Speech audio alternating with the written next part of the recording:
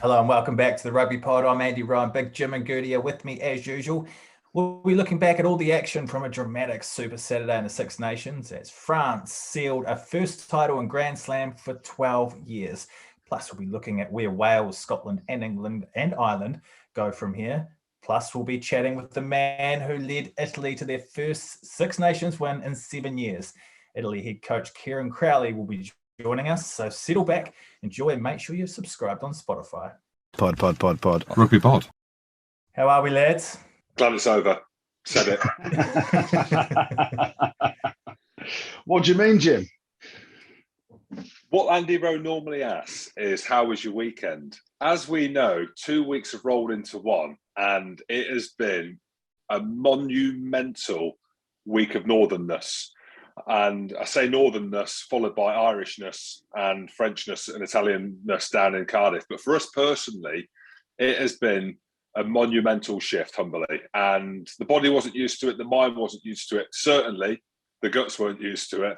And the R's, as we know, which failed on me in week 2 or 3. Yeah, last week was monumental. Manchester, Liverpool, 2 big shows to finish on. And what a way to go out, Andrew, singing Hey Jude in Liverpool, not knowing the words and just hitting them with a Wonderwall in the end. It's funny, wasn't it? Like, I mean, you talk about glad it's over. Yeah, I mean, just need some rest. Sunday, I was so happy because I didn't have any work on. That was the end of all the live shows, the end of any Six Nations games. There's obviously other work that's being undertaken over the next few weeks, but geez, yeah, there's a lot of Guinness being consumed over the last 6 weeks by a lot of people around the world. And I'm going to suggest that maybe I'm up there in the top 5% of people that have drank more Guinness than anyone else. Tell the races that on Thursday as well, on top of a live show in Manchester on Tuesday night and a kebab afterwards, a live show in Liverpool on Wednesday night and a kebab afterwards. And then people think, I'm going to cut you off there because you mentioned kebab, right? Now, people think that you might be taking the pish. If they could see you, they know that it's legit. But some of the listeners, they're watching it as well, and they're super fans, and they're dual listening and watching. The listeners will be like, "Yeah, all right, same old. Yeah, kebab, like 100 pints of Guinness responsibly." True, and then true. On Tuesday night in Manchester, who goes out on a Tuesday night? Well, I'll tell you who goes out. Andy Good. And I've woken up the next day from a picture from Andy Good in the kebab shop, and then I woke up room 610, didn't realise he was in 609. I've got a kebab box outside my room, completely empty, absolutely minging of onions, leave to go and do some filming with Ashley. And I said, mate, did you leave a kebab packet outside my room? Banter. He did. And then on the Wednesday, we're in Liverpool, and what do? We go for a kebab at 2 a.m. So it's all true. And Andrew loves a kebab. who doesn't love a kebab after you've had a load of Guinness responsibly? I mean, it's the way to finish the night, no? Well, you're asking the question. I don't know whether it's rhetorical or not, but my tongue felt like it was going to fall off the next morning. And I've gone down to breakfast. How good did it taste, though? It was good. It was good, I'll be honest. I mean, it said Donna. I don't know whether Donna is a code word for Alsatian, but my goodness me. It was, as the people in Leicester say, it was soul tear. How is the body feeling, Goodey? I'm just going to say one word: heavy. That's it, heavy. I mean, I've tried to sit on the toilet quite a lot over the last 3 days to try and get as much out of me as I can. I've been to a couple of spin classes, and they've been significantly tougher than they were a few weeks ago, let me tell you. So I'm glad it's over. But what I do want to say is a massive thank you, as Jim did, to the thousands of people that have come. You know, we've gone up and down the country. We've been over to Ireland. We've been in Wales, you know, obviously London, Manchester, Liverpool, you name it. We've pretty much been there. Dublin, Belfast, the lot were unbelievable. Edinburgh. So, Edinburgh as well. You know, all of them have been unbelievable. Copious amounts of Guinness, a lot of laughs, a lot of people coming to get pictures and saying how much they enjoy the podcast. We're generally humbled, aren't we, Jim, at the response that we've had going around the country. I mean, some of the cheers, some of the booze, some of the kebabs, some of the Guinness. You can write a book on what we've done over the last few weeks. And part of that has been putting on about 5 kilos to make me even heavier. But part of it is to say a massive thank you to everyone that's come out, because it's been unbelievable. Well, if the book had pages and the pages were kgs, hit us with a number. Just hit us with a legit number. I'll go first. I'm saying I reckon you're weighing in at your page number is 125. James, you can go fuck yourself. Take off 50. I saw 110 the other day, which was embarrassing. I'm like, geez. What day was that? What day was that though? Because that's important. That's Friday. It was Monday. No, that was Friday. Yeah, I saw 110 Friday post Liverpool, post Manchester, post Cheltenham. So you saw 110. You saw 110. And be honest with me now. When you look down, can you see toes or not? I can see everything. I can see an elephant's trunk. I can see toes. I can see a camel toe. No, I can see everything, James. What I need to do is, and I've started. You know, I've walked a bit of golf over the last couple of days. I've been to a couple of spin classes. I'm going on holiday in about 3 weeks. So yeah, I need to make a drastic change over the next 3 weeks. Otherwise, the missus will probably leave me as well. She won't. She'll just be like, stay away from me. We'll come on to England in a minute, but how impressed were you guys with France on the day and during the tournament as a whole? We called it, didn't we? From the start of the tournament, it kind of unfolded how we thought it was going to, right? I think me and Andrew sit here as we don't call ourselves experts, but we know we are. And other people do. Well, other people do. Don't go based on my match fight predictor, but we can go through the results that we predicted last week. But at the beginning of the tournament, how it's unfolded, let's talk about France first, because that's the subject we're on. We kind of knew that France were going to win the Grand Slam, didn't we? We knew there'd be a couple of tough games along the way, and we all agreed that it'd probably come down to this game against England on Saturday. And I don't know what everyone else thought. I've not been able to do the rounds on social to see what the general consensus was, but that was a hell of a test match. And looking at it from my point of view, watching at the airport in Dublin, where there was a lot of people being sick in carrier bags. I don't know why in Dublin they're sick in carrier bags. It's just, actually, they're not Irish people. They're probably Scottish people. And I can see why they'd be sick in carrier bags now, thinking about what's happened for Scotland in this championship. But from a French perspective, watching that game, it looked like they had a couple more gears. They never looked like losing. And that was the most impressive thing. England, I thought the game plan was great. I thought really the kicking game, I did, yeah. I thought it was the right way. I thought England were good. Me and you were going back on Twitter. We're having a bit of a Twitter war about it. I thought England played well. Did you not? Not until we were 18-6 down. No, they should have carved us open. Like the French, had it not been a Grand Slam game, there was a bit of anxiousness around some of the passes. You know, Gail Fickou broke up the middle, and some of the plays like opened us up like you wouldn't believe. We could have been 20 odd points down at half time. And my big issue with it, listen, France were great. There's a few drop balls that, halted a bit of their momentum, but they were so far ahead of us in that first half, and we just kicked the leather off everything. Now I get you've got to play territory. France kick the ball a lot in their own half, but they get into the opposition's half and they stop kicking it. The odd crossfield kick might be on here or there. We are kicking it and to the cowsheds and back. Like, it's ridiculous. You look at it, and I think the way the game panned out for me, because France were a bit edgy in that first half and they had loads of opportunities that they couldn't convert, then they go in at half time, they're 18-6 up. Second half starts, England start actually holding onto the ball. We had a 20-minute spell where we stopped kicking it for a bit. We were playing ball in hand. Marcus Smith was pulling the strings. We end up scoring the try in the far corner from Freddie Stewart. Completely different tactics to what we did in the first half. And then the French were like, well, we know this is a Grand Slam game. We just got to win it however. And they, there's a big, massive turnover from Gail Fickou in the 22, which was a game changer. Aldrit picks up the ball around the base of a ruck, flicks it inside to Dupont, try, game over. But I think that scoreline, 25-13, I'm looking at it going, in reality, I reckon that's a 40 points to 13 game had France taken their opportunities. So England, for 20 minutes here, they were plucky, and there was some good ball and hand stuff. But in reality, the tactics, Eddie Jones's tactics, I think are clueless. Really do. He's got players that are ripping it up in the Premiership, playing a certain way for their clubs, stick him in an England shirt, and he's all about kicking. I've never seen Marcus Smith kick it so much in all my life. Tactically, I disagree with you, Jim. I thought we were inept at times. But you could say, and this is with the conversation, the joke that we have around Andy Robinson, when we played the All Blacks in 2009 or 2010 or both, we're going to fight fire with fire. At what point are England going into that game playing the way that England can play well with the likes of Marcus Smith, Harry Randall. I know he was on the bench. The exciting backs that they've got, the lightweight forwards that they now have without the Vunipolas.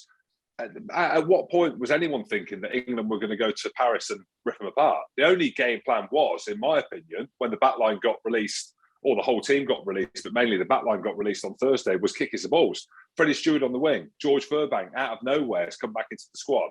And I'm actually thinking to myself, you know what?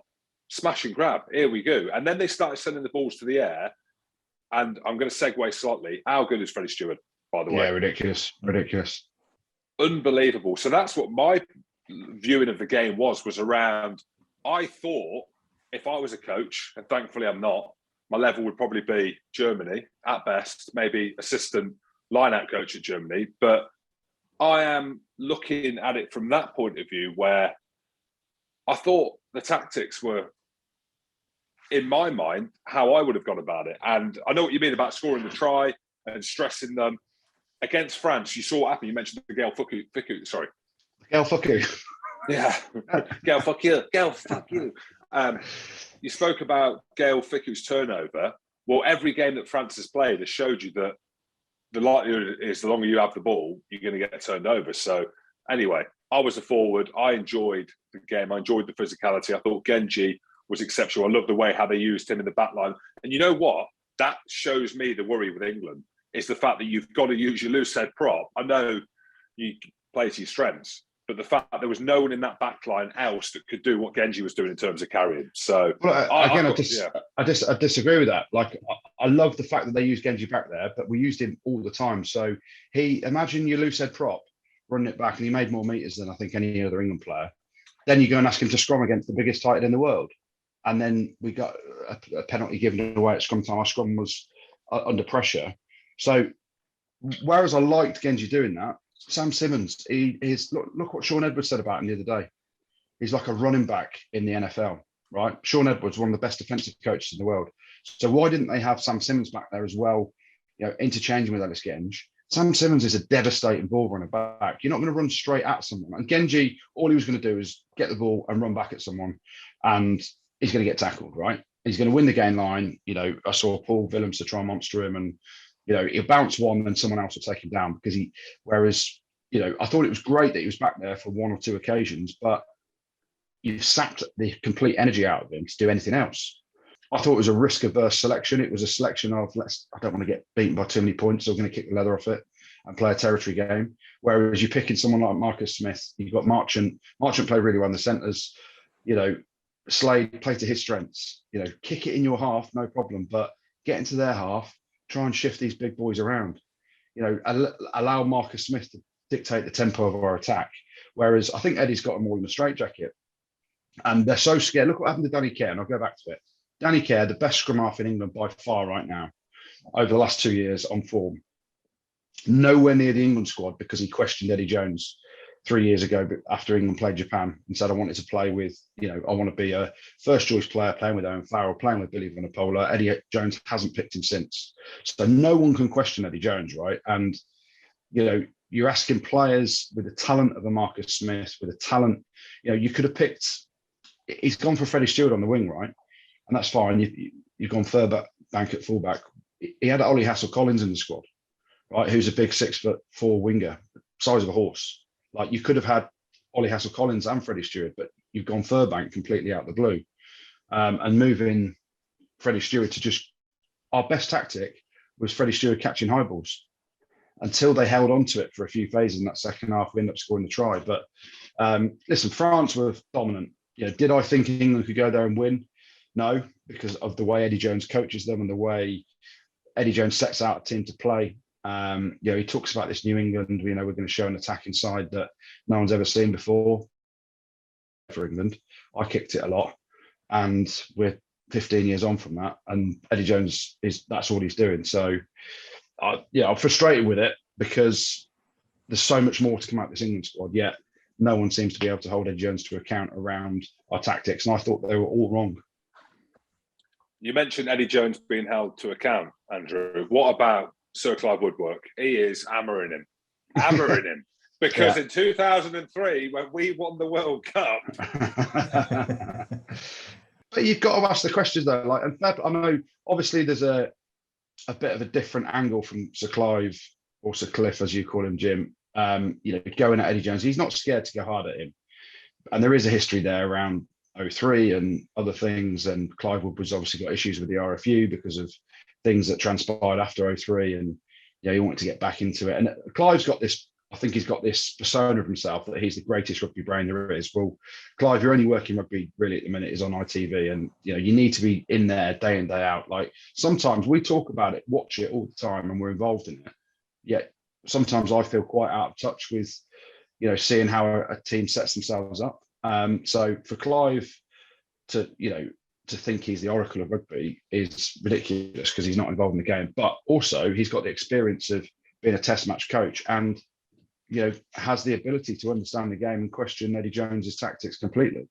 We're picking so many players out of position just to put them in a team together that affects our performance. And Clive did go hard at him, no doubt. Everyone's gone hard at him because there ain't anyone questioning him at the RFU. Not me, Eddie. I'm sticking with you, mate, my good old pal. And Sir Clive or Cliff, ITV buddies. He's the oracle. We are the oracles. 2 wins for a second year running for the England side, but the RAFU are encouraged by the solid progress made and appear to have backed Eddie Jones. What do you guys make of the whole statement and them coming out and saying that after the tournament? Where's the money? Like, the question is, who's made that statement? No one's put the name to it. It's just collectively the RFU.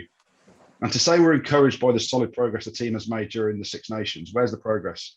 Scored less tries than I think we've probably ever scored in the Six Nations. And let's not forget, I played 10 a few times in a few Six Nations games, and I was the most average attacking 10 out there possible. And that's probably pat myself on the back too much. No, mate, you didn't. You didn't say. The progress there's no difference in results from this year to last year, except for last year we beat France at home. This year we beat Wales at home. We beat Italy both times. We lost to Scotland both times. We lost to Ireland both times. So we've had 2 wins in 5 games in the last 2 Six Nations, right? So progress-wise, results, no. Scoring tries, less. So our attack's gone backwards. The only real difference that I can see is... It's the whooping and hollering. Yeah. Yeah, exactly. They were good at that against Ireland when we had our biggest ever defeat to Ireland at Twickenham. Listen. He's given players opportunities. So he's brought in Harry Randall. He's brought in Marcus Smith. He's brought in Freddie Stewart. The continuation of that. Sam Simmons is back in the mix. Alex Dombrandt. He's brought him in. The only progress I can see is probably the average age of the squad has been reduced. Andrew, I'm not the sharpest spoon in the draw, but England finished 3rd, mate. There's progress, yeah. Scotland. We finished 5th last year. Yeah. There you go. Hey, it's not all bad. Well, we only finished 3rd because Italy beat Wales effectively. So, yeah, positionally, we were 3rd this year and 5th last year. But, I mean, semantics. Played 5, won 2, exactly the same. Less tries, younger team, and we can whip and holler like no one else can in the world. So. Where do you go from here, Goodey? So, of everyone in the summer, and I'm not down talking Australia here because they are on the way back up and they'll have Quade Cooper back in the mix for our summer tests against Australia. Ireland against New Zealand, toughest of assignments, right? Who goes there and wins a 3-match series? Historically, not many teams, if any. Wales, bless them, couldn't beat it at the weekend. They've got to go over to South Africa and get absolutely monstered this summer. And we're going to Australia. So we've got the easier of Scotland might be going to Germany. Where is Scotland going, Jim? You mentioned Germany. They might be changing course. They were going to Argentina, but I don't know what's happening in the squad at the minute. So it's TBC, as they say. Yeah. So it's tough. Like, Eddie Jones has got to persevere with the biggest thing you want to see. And he's got the players there. I'm reasonably happy about the players in the squad. There's obviously other guys to come back in, like Manu, if and when he gets fit. Owen Farrell will be back in the mix. Luke Cowan-Sickie will be back in the mix at some point. There is players to come back in, but not sort of players that are going to massively shift the whole team's identity apart from Manu, right? So I was so excited pre-Six Nations, when Manu was fit, thinking this is it. Like Marcus Smith and Manu, we've got the daring Marcus Smith with all his boxer tricks, and then we've got Manu, who's an absolute game changer as well. Eddie Jones is all I want from him is to just be honest about our attack. Like, stop kicking the ball as much as we are, and let the boys, play the way they do at club level. I get there's got to be a kicking game. There's got to be a territorial game in your own half, and I'm not saying run it from everywhere, but what I'm saying is just change tactically. Take the boys out the straitjacket and let Marcus Smith play and dance around the field like he does for Harlequins with the confidence that he shows there. Let Marchant do that, Henry Slade, these boys, and it'll be different against Australia. Listen, Australia will play that way as well. So, I could see us going out there. And the mad thing is, as much as everyone's frustrated with Eddie Jones, I could see us going out to Australia and winning a test series. So they go from here. Our attack. Now, Gleeson was Wasps' attack coach for a couple of years, a bit longer actually. I never saw Wasps attack anything like England are attacking right now. So to me, it's all driven by Eddie Jones. I never saw Wasps kick like England are kicking, and Gleeson was the attack coach at Wasps, is the attack coach at England. So it just sits with me that Eddie Jones is the man that is an autocratic leader that, how much have the coaches got to say in what's happening? I don't know. You only have to look at John Mitchell leaving and all the other coaches want to get out there. It's Eddie's way of the highway. Eddie needs to change and allow the boys to attack a bit more and stop just kicking it every time we get anywhere near the 22 or in their own half. Well, let's turn our attention now to Dublin. You were there, Jim. I know there's a lot of media in the lead up to the game regarding a certain few players being out in the booze. What did you make of that whole situation? Tell us, Jim, what happened? Lads went out and had a beer. How many? Well, between 1 and 10. Is there a difference? Did you get through the numbers? Well, look, this is the thing, because I don't know the whole story of it. So I heard some people said they were out till 3 o'clock in the morning. Which is fine I heard. Which is fine by me, 3 o'clock in the morning. But other people said it was just a few beers. So obviously contextualise what you know, because there's a massive difference between going out till 12-1, having a couple of beers, and then going out till 3, and you're absolutely steaming. Right. This is what I've heard's gone down. Now, it's only through rumours and the grapevine. And what I don't want to do is talk about stuff that has or hasn't happened. Me and Andrew spent a bit of time with some South African players on a Wednesday night before they played Wales. And the difference is with South Africa and Scotland is they're world champions. So I'm going to ask a question. It's rhetorical. I know the answer to it. But if we were playing for a Grand Slam at the weekend against Ireland, why do you keep going about this mythical Scottish Grand Slam?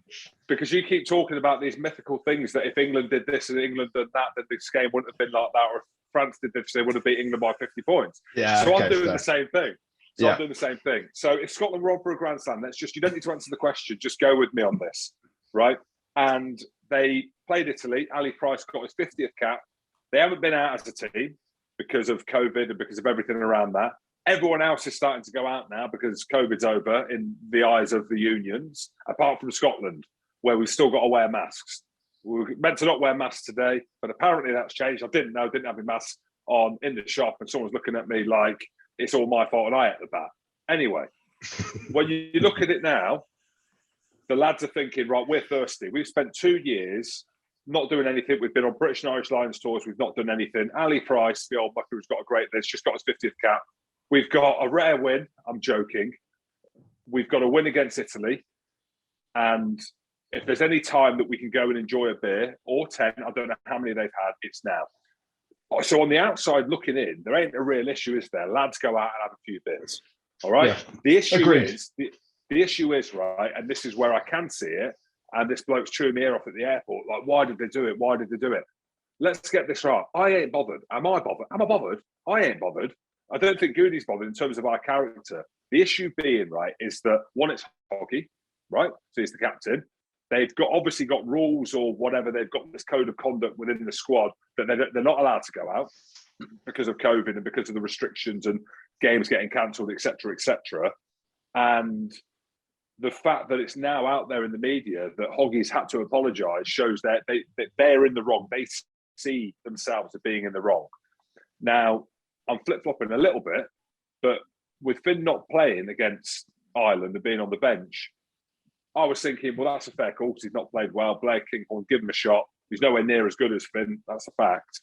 But now we know the reason why. And the rumours has it is that Finn was out a little bit longer. Hoggy got called back to the hotel by Gregor, as did the other lads. And Finn was like, I'm not here now. I ain't coming back. I am out. I am out. I'm out. I am out. When I'm out, I'm out. And there's clearly an underlying thing with Finn and Gregor. How many beers you have, what's acceptable, what's not. I don't like environments like that. That's, ultimately why one of the reasons I'm not playing now. The game's gone professional, too professional, some might say. But if you look across history, even in recent years, this is something that young men, young athletes do. They need a blowout. The Barbars lads did it. The French lads did it in Italy when they went out for waffles and there was probably a bit of red wine in the morning as well. It happens, right? The weird thing is one, that it's gone out, and secondly, that it's been made into such a big thing. So my question being, if Scotland won for the Grand Slam, would we have spoken about it in the lead-up? Probably not. I think it's the fact that the performances haven't been good. You could say that Hoggy's not played as well. Well, I could say he's not played as well. He didn't play as well at the weekend. There was a couple of opportunities. The opportunity against France, the issues around Finn, and then you throw all that into the mix with being the highest profile guys. The question then would be, would a Dan Biggar have done that? Would an Owen Farrell have done that? Would a Johnny Sexton have done that? No. I'm answering the question. So Andy the fact that we're Good asking, well, Andy Food definitely would have. You absolutely would have. And your vice captain, Jim Hamilton, would have been in the slips till 2 a.m, not 4. But this is the thing, because they're mates, right? These are mates of mine. And who am I to judge what they do? But from the outside looking in, and from my position of ultimate power and integrity now, doing a podcast, is we have to speak about it.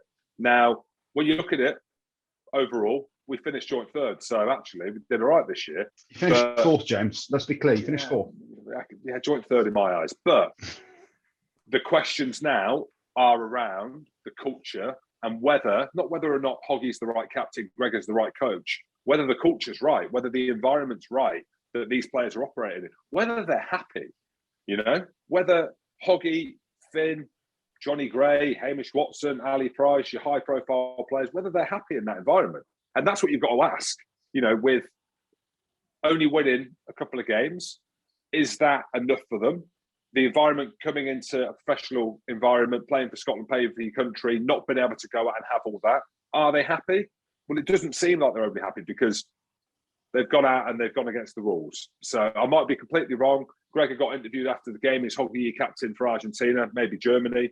And he couldn't answer it. So for me, there shows that there's issues, because if Hoggy's not a captain, then who is going forward? So there's a few. Swinno. Yeah. Bring back Swinno. Well, I'll tell you what, if Swinno's captain, I'm going out. So I'll tell you the big issue, Jim, and you mentioned it there. And it's the D word, that discipline. Whether it be not dildos, no, discipline. And you talk about it, whether it was a discipline issue that they went out and what happened, or it's a discipline issue that someone let it slip in the press. And in the game, they gave a load of penalties away. And you said it yourself, Jim. You were there, pitch side, and you could see them, and they looked at you, and some of them went, "There's me vice captain. What would Jim do? I can give loads of penalties away." That's what he'd do. So I can only blame yourself, Jim. You're there pitch side. They're looking for a leader, and they see Jim Hamilton with a microphone in his hand, and they're like, "What would he do? Give a penalty away, no doubt." So discipline, shocking. Let's talk about what happened on the pitch as well with Ireland. How impressed were you guys with them throughout the tournament and on the weekend? Yeah, listen, really impressed. You look at, they'll be a little bit frustrated, and you can pick out, every team does a review.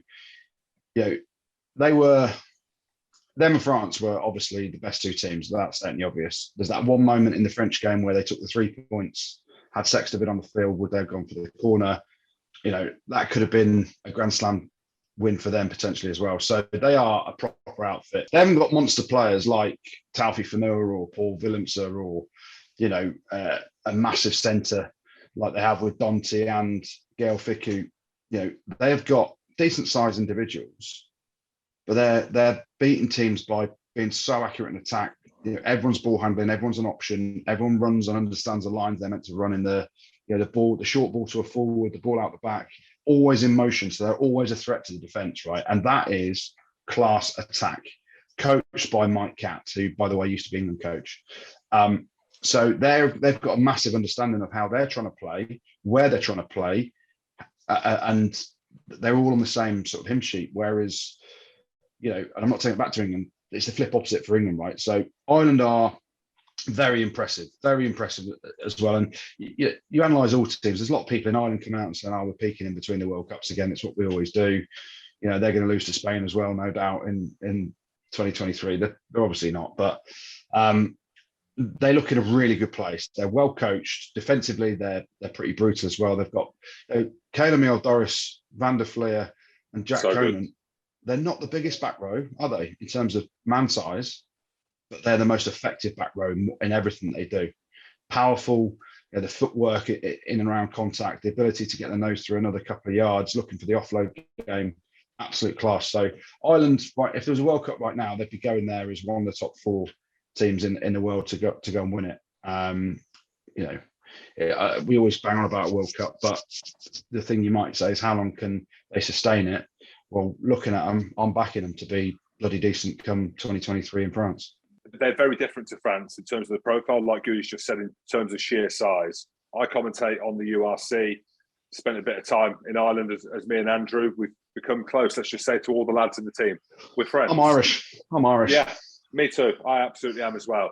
But the power and their ability on the ball, you mentioned the back row, Josh Van der Fleer, who's been exceptional, Caleb Doris, who's been one of the standout players again in the tournament, whatever number 8 that they want to put in, Conan the Barbarians, who's phenomenal as well, Ty Bird, Furlong, Kelleher when he plays, Dan Sheehan, who got man of the match at the weekend, James Ryan Beard. They've got forwards they're all-rounders. They're absolute all-rounders. And I agree with your statement there, Andrew. If there was a World Cup now, with the way that they're playing, if the ground's going to be like it is in Japan, slightly harder and stuff like that, and Sexton keeps himself fit, whatever back 3, Hugo Keenan's a world-class talent now, Mac Hansen, James Lowe, Conway, whoever they put on, Keith Earls, Bundyaki in the centre. They've got world-class players that are performing. So I think they're a joy to watch. If I was coaching a team, right, and yes, it would look like France. That's how everyone would want it. But realistically, if I was coaching a team or had a team, I'd want it to look like Ireland. That is how I'd want to play, because you can bring players in that aren't freaks of nature that France have, like Andrew mentioned, like Dante, Taoufik Fanua, Paul Willemse. You don't make these players. Well, arguably you can say that France don't even make these players. But Ireland have got to swap players in, and whenever they do, it doesn't look any different apart from the scrum that's had issues. So I love watching Ireland play, and credit to all the coaches involved who are English. I bet you loved watching Italy play in Cardiff then as well, didn't you? That was all right. It was all right, wasn't it? Mate, amazing game. It really was amazing. And, you've got to pay due respect to the competition. Obviously, Wales made a load of changes, but that was all about Italy. They were quite dominant, I thought, and really unlucky. Did you though, Jim? Yeah, I mean, you said it as a throwaway joke comment last week. No joke. Podcast. No joke. And did you back it up on your match point predictor? My agent did my match point predictor. He wanted me to keep credibility. Okay. Well, credibility, you'd have been. Imagine the credibility if you've actually gone through with it and said Italy by 1. Well, he's sacked now. So it was great. Listen, you can pick out so many facets of the game. Yeah, obviously the winning try, Campozo with the break and all that stuff. And there's things to talk about that, and we'll get into detail of that. But I just loved when Wales put the kick through and Campozo's in his own dead ball line. They end up going the length. It was just, and that's what they get the turnover from the penalty there as well. Josh Adams was sealing off. It was an absolute joy to watch. And, people have been pretty harsh on Italy, and, you have to be at times with the record they've had. But behind the scenes, and people have said they're developing, obviously the 20s have come through, and Kieran Crowley's obviously doing a great job. He's had time to change a team and pick a young team that, Camperoso's playing Pro D2 in France for Grenoble. Like, he's not even playing top tier yet. He does that over the last couple of weeks. Brilliant from Italy. Really pleased for him. A brilliant performance. And it wasn't a fluke, was it? It wasn't. But I should say, I was involved with a documentary with Italy and Rugby Pass in their game against the All Blacks. And I was over there commentating, I don't know if I mentioned it for Amazon, on all Italy's game.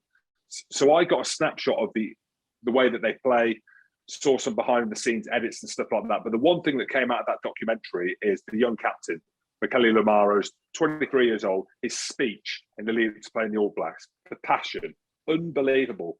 What he kept saying, respect and credibility, respect their credibility, something like that, whatever that is in Italian. I think I nailed it there. And that is what they are fighting for.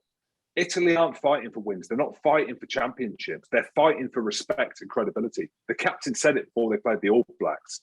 And the way that they play, and we've said it before, and I said it at the beginning of the tournament, 2 or 3 games in, and it sounded like a ridiculous statement. I said, like, they're trying hard defensively. They're putting in big shots. They're physical. They've got athletes now. They're trying hard. They're a young team. But it doesn't matter. None of that matters unless you win. And watching them win at the weekend and Garbisi kicking that goal and the raw emotion, and some people be thinking, oh, it's a bit cheesy. Whatever. That is the emotion of a team that was desperate, absolutely desperate. And I go back to the point that I've made about respect and credibility. If you ain't getting it winning in Cardiff, who's won in Cardiff, Wales? Not many people. Not many people, not many teams. So it was unbelievable. I absolutely loved it. And you know what? It's made the Six Nations so much greater because that happened. And you talk about the 2 bookends, France winning the Grand Slam, Italy finishing bottom. Who cares? After what they did in Cardiff, who cares? So there's a lot to get through for Wales. I'm sure Wayne Pivac, is Alan Wynne-Jones going to carry on? Can he finish on that? A loss in Cardiff to Italy? I don't know, but there's a few question marks in Wales. We've questioned them, the regions and stuff like that going forward. Maybe it's caught up on them. I don't know, but it's all about Italy. Well, we can have a chat now with the man who masterminded that win for the Azzurri in Cardiff at the weekend. Former All Black, Taranaki legend and Italy head coach Kieran Crowley joins us. How are you, mate? Can you guys see me? I'm actually outside sitting in front of a fire having a couple of Yeah. prosecco's, if I'm completely honest. Very Absolutely. nice. Fully deserved. Yeah, I'm good, thanks. Kieran, I bet you're good. We were having you on the podcast today, win, lose or draw. How good is it to have you on, having beaten Wales in Cardiff at the weekend? I can see the flame is burning literally in front of you. How happy are you, mate? Oh, yeah, when you first asked me to come on, I was wondering what the hell I was going to say, on Wednesday, because, you didn't know what the result was going to be. But yeah, no, pretty happy. I'm really happy for the players, actually, because particularly because I mean they worked hard, and they've taken on board a lot of things we're trying to put in, and they needed some results at some stage to get them validation for that, and that's the most positive thing moving forward now. So yeah, no, pretty happy about it, actually, to be honest. And Jim mentioned the fire. Then just set the scene for our listeners, because we can see on video you sat very happily in front of a fire outside in Italy with your Italy jacket on, but there's got to be some prosecco flowing, has there? Yeah, well, if I'm completely honest, I've actually got my gumboots and jeans on underneath that because, had to have a bit of a relaxing day. So, mowed some lawns and that sort of thing. And now just having a couple of Proseccos in front of the fire. Yeah. So it's, you gotta enjoy these occasions because coaching's a bit of a roller coaster. It's up and down. And when you have good times, you got to make the most of them. So you got to reflect and enjoy it. And then because, tomorrow's another day. I want to go back to, and we'll get into the game a bit deeper in a minute, but I want to go back to the match-winning moment. And obviously it pans on you in the box, and you have stood there, arms crossed, like not even flinched at all. And now, obviously, looking back on it, I'm like, if that was me, I'd be jumping for joy. I'd be probably over the balcony. I'd be trying to grab someone's pint and necking it. You just look so calm and relaxed. Is that the way you are with wins or losses? Because it was an amazing scene, wasn't it? Yeah, it was, and people have asked me about that. I mean, I suppose I've been around for a little while in this coaching role. The first thing I looked at when he scored the try was I looked at the clock, how long to go. Have they got time for the kick? Are they going to kick off again? That was my initial reaction straight away, and I think it was I calculated, and I'm not great at maths, but I think it was a minute 24. So I thought, okay, they can't kick off again. So, okay, Jesus, you better get this kick. And yeah, everyone's jumping up and down. Yeah, we've won. And I said, I just said, listen, guys, I've seen this before. Just hold it. Yeah. So that was my reaction for the whole thing, because, the whole.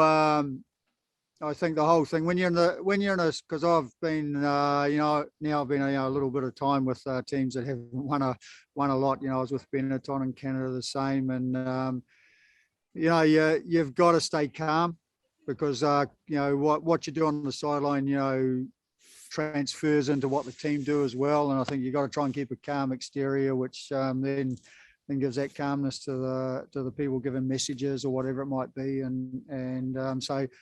Yeah, I mean, if I was a younger coach, I was probably going to be a little bit different, but I think I've been around the block a bit now, so I understand the things that might happen. What about after, Kieran? Did you shed yeah. a tear? Oh, yeah, I did actually, to be quite honest. I mean, I had Marius Goose in there, who's been 6 years with Legend. With the national team, and he's never won a Six Nations game, and he's a pretty hard ass guy, but he walked straight out and he just cried. So. But that's great too, because that just shows you how involved the guys are and how much it means to them.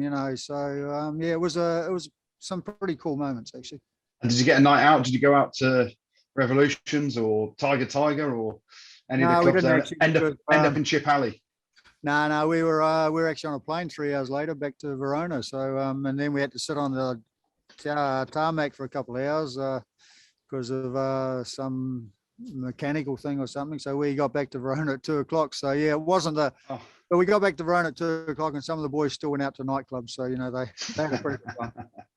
After 7 years of consistently losing, like what does the message change at all before the games? Like, what are you saying before they go out and play Wales at Cardiff, and that's spurring them on to come out with a result like that? Oh, I think it's different. Yes, you can say 7 years of losing, but none of these guys have experienced that 7 years apart from coach Marius Goosen. But most of them have only experienced 1 or 2 years. But the big thing, people always talk about winning. You've got to win. It's a mindset thing. You got to think about the process before you can think about winning. And that was. That's been our message all the way through. You just got to think of the next moment. For me, we went in half time there, and we were 12-7 ahead, and that was our big message. We said there, there's going to be more points scored in this game. They're going to get some points. We're going to get some points, hopefully. We might be behind, we might be in front, but you've just got to think of the next moment. And the pleasing thing from a management perspective was that we scored in the last minute, which meant to me that they were still thinking of that sort of thing. So, you could have thought, we lost that line out, and we were, in the box. You think, oh shit, that was our chance. But if we hadn't lost that line out, maybe we might not have won the game. So, they kept in the moment, and that's the thing. You just got to keep in the moment. Yeah, absolutely, Kieran. As you know, I was down in the autumn. All the millions of listeners, I've said it about a million times, but commentating on all your games. I was coming home and I was telling people, look, there's something there. And all the whispers coming out of Italy, and it's easy to say there's something there. They're a team in transition. They've got young lads coming through. Benetton won the Rainbow Cup. They've got a new young captain coming through.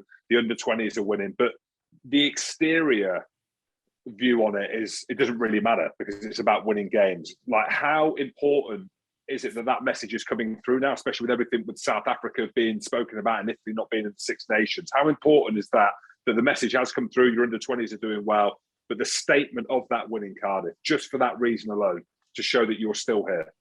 Oh, yeah. I mean, it's, you're on two sides of the fence here. I mean, I sit here in Italy and I just see all the reports, and everyone goes that Wales were terrible and that Wales, just never turned up, and to be quite honest, excuse the French, but it pisses me off. No one gives Italy the credit for actually playing well and staying in the game. And it was the same against Scotland. People say that Scotland didn't play that well. Well, I could show you a couple of referee decisions that could have gone the other way, and the game could have been quite different. So the fact that people have different. I suppose it depends on what side they sit. But from my perspective here, I'm just so happy that they got. I've seen a massive growth in our players this Six Nations and the way they work off the field. You see the on-field performance, but the way they work off the field and the environment that Michele Lamoureux is driving, and some of those other players like Padovani and Rutzer and Nacho Brex has been massive. Some of these guys, the improvement that they've made off the field and the growth they've made off the field, they had to get validation at some stage for all those efforts. And the fact that it come in this last game against Wales for me was huge. If it hadn't come, well, then we were still trying to develop something when we get into, summer's still going to be a development stage for us, but, when we get to November and then next Six Nations, it would have, we were still trying to drive something. But the fact that they've got a little bit of validation now for their efforts will hopefully give them some belief that in what they're doing is actually working. So that is a big positive for me out of this one. And one of the other things you mentioned, Lamaro, then the skipper, he's been inspirational. But from a ex-fly half point of view, Paolo Garbisi, I've been really impressed with him, not only in the Italy shirt, but he's keeping Andre Pollard out of the team at Montpellier as well. So, when he first came in, you could see there was real talent there. He's really grown into that as a 10 now that he's on the front foot and leading the charge, isn't he? Yeah, it is. But that's also development of players. I mean, Paolo went to Montpellier. Montpellier's profile of their team is completely different to the profile of our team. He's got a forward pack in Montpellier that's just so massive that they win the advantage line all the time. He can kick all day, and then they'll just take it up and they'll get line out drive tries, etc., etc. But you come to Italy, you're not going to get that at the national level. So from a 10's perspective, your game management or your game is going to be different. And to be fair, he probably struggled with that, I thought, in November. He was a lot, he struggled with it and come to it a little bit at the start of this campaign. But I thought in the last 3 games, he's really bought into it. And so he's developed massively, I think, for me, in the fact that he can go from one environment to another and change the way he manages games, because it depends of the people around you, the strengths of the people around you, that how you do it. But yeah, he's going to be around for years, and he's going to be a world-class player. I would, hazard a guess now. I mean, he's only 21, I think 22, is he? In 10 years' time, you'll be talking to him about him in the same sort of manner, maybe as like a Johnny Sexton now, sort of thing, from an Italian point of view. Yeah, that's class. Another man that's on the lips of everyone, and I'll be honest, I saw him come on against Scotland, and there was a kind of a smile because he looked so young and so fresh, I suppose, is Capuzzo. How do you say his name first, Kieran? Because a few people doing the rounds with it, and we want to give him the due respect, and we can talk about how good he is. So maybe you can give us his full pronunciation of his name, and also just how special this kid is. Yeah, well, I'm really fluent in Italian, so it's Andrew Capuzzo. Capuzzo. Oh, Capuzzo. Yes, there we go. Yeah, no, Angie, we first got notified about him that he was eligible for Italy, at the start of this year, actually, and I watched a few of his games in Grenoble, and he certainly, we could see that he had a bit of skill and a bit of ability, etc., etc. But then, you look at his stats, I think he's 74 kilos, and that sort of thing. You thought, geez, but he was playing well. So, we got him in, and you get him in the environment. And the thing about coaches, I think, too often is that they look at what players can't do. And I think you got to actually look at what players can do. And he can do a lot of things that some other players can't do. He's got speed. He's brave above his weight by 10 times. He's So he has a lot of attributes that he's really positive at. So yeah, we watched him, and then he unfortunately we were actually going to start him earlier on, but unfortunately he got an injury with his club, so that kept him out. And then we brought him in off the bench, and he contributed to a couple of tries in the Scotland game, and so then we decided to start him in this one. And his pace and is, like I said, is something you can't buy, and he has a knack for the game too. I mean, you even look at that period when inside his own goal line there, where he fed off to Monty, and we ended up down the other end, which ended up in 3 points. I mean, that was composure. That was that he never ever looked stressed at that particular stage. He was under control. So yeah, he's got a bright future. I mean, his challenge going forward will be, as players or as teams see him play, how they manage or try and keep him out of it. That's going to be his big learning now. But the positive with him is now he's off to Toulouse, so one of the best teams in France. So he's going to get a lot of great experience here. Yeah, I text Ugo Moller over the weekend saying you need to pay him a few more euros now. He's produced that as well, because he coached me at Brive back in the day. So tell Angie he's got to go in there and ask for more cash now, because it was brilliant at the weekend, wasn't he? Yeah, no, it was. And, you look at him a few minutes before that and he's getting cramp and all that. But then, we're in the box and we're saying, how can you get cramp in calves that are that big? So, Your under-20s are cranking as well now, aren't they? So the expectations are only going to increase for better results, aren't they?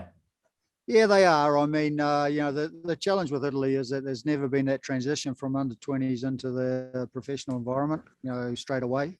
I think I've told this story before around, a guy like Marco Riccioni and Xander Ferguson. They were in the same under-20 campaign together, and they left and they were the hits as far as tight head props go at that particular stage. And Xander Ferguson goes back to a franchise in Scotland, and Marco Riccioni goes back to a club in Italy. And now Xander Ferguson's played 50 odd games for Scotland or something. Someone was telling me, but I don't know if that's true. But he's played a lot more and a lot more experience than Marco Riccioni.